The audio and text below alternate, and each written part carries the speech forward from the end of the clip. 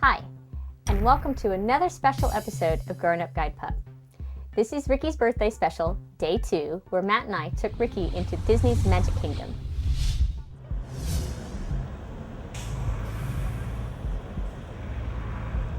So our first stop for Ricki's adventure on this day was to take the train. Ricki did a great job waiting her turn in line to board the train. Now this isn't Ricki's first experience on a train, but it is her first experience where she could actually see where the train is headed. Ricki was pretty settled on the train, but she remained sitting for most of the ride because she was real curious about all the sights that were passing by her. It's a new perspective for Ricki to see things that are flying by. The train did stop in New Orleans Square, where some passengers got off and others got on. Now we remained on the train, and Ricki had to sit nice and quietly while people passed her and boarded the train while others left the train. After a few minutes, the train continued on and she got to see all kinds of new things. The next stop for the train was Toontown. Now this is where we decided to get off. As we were walking in, we noticed that the park was more crowded on this day than the day before at California Adventure, and this proved to be a bigger challenge for Ricki. After all, the Magic Kingdom is more well known than the California Adventure Park.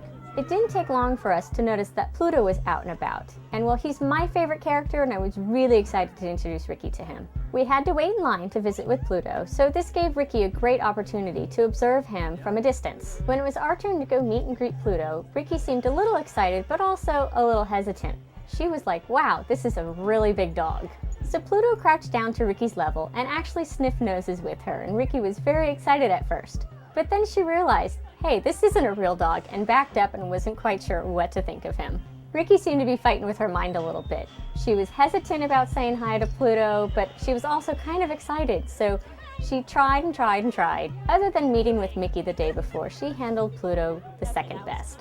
After we were done in Toontown, we passed the Walt Disney statue and headed into Frontierland. To get in there, we had to pass over a small little bridge that was covering some water. And there just so happened to be a duck sitting right next to the bridge, which seemed to be a real surprise to Ricki. Because she was distracted by it, we took this opportunity to try and desensitize her by taking her past it multiple times. And then we were off to board the riverboat that circles Tom Sawyer Island. This was Ricki's very first time on any type of boat, so we waited for everybody to pretty much board before we attempted to get on the boat ourselves. We got on the boat and we took Ricki over to the edge where she could see into the water, and lo and behold, a humongous group of ducks came swimming up to us. Probably just to taunt Ricki a little bit for fun. We weren't anticipating Ricki getting distracted by so many different birds at Disneyland. It just goes to show you, we need to get Ricki prepared for any type of distraction at any point. Some of the other experiences Ricki had while on the boat was the steam coming up through the pipes and the loud horn that came from the ferry. The sensation of the boat moving on the water didn't seem to bother Ricki one bit.